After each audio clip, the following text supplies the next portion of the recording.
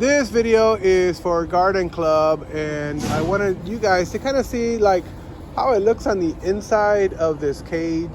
As you guys can see, those are leaves that are inside the cage, and they're not getting as much sunlight as the ones on the outside.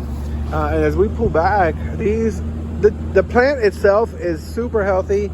It is doing really good, but I'm not really hopeful as far as the gourds growing, because normally, like when you see like a very healthy plant, a lot of leaves, usually they don't give you as much in sense of like getting crops and stuff, and fruits or vegetables.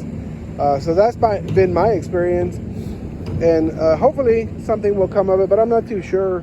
Like over here we have tomatoes, and I try to cut down some of the leaves, because really what we want is a lot of tomatoes, not a lot of leaves like this plant over here. It's a lot of leaves, and we might not get any gourds. And so like that's what I try to do. So the more leaves that you see on a plant, the less likely that you're gonna get like a healthy crop, right? Like over here we have the strawberries, and there's not a whole lot right now. They might come out maybe next month. It's a cold hardy type of plant, so that might be okay. But like we are getting tomatoes right now, the ones that you put in a salad. And then over here we're having some more plants coming through. And something I just saw right now as I was filming is that we all know that beans do not grow very well, and as you guys can see, they get infected with these little mites. I don't know what they are, but the flowers are coming, and those will continue to come as long as we have plenty of nutrients and water for them.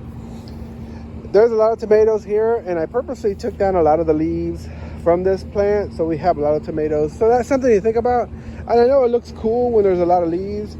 We also have a bell pepper right there that's growing really nicely.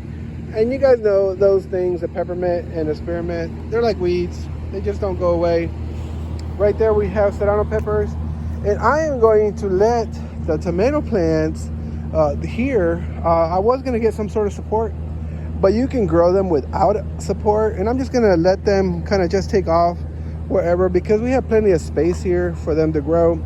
And normally you would want to get like cages so they kind of go up, right? But this is okay. It's all experiment.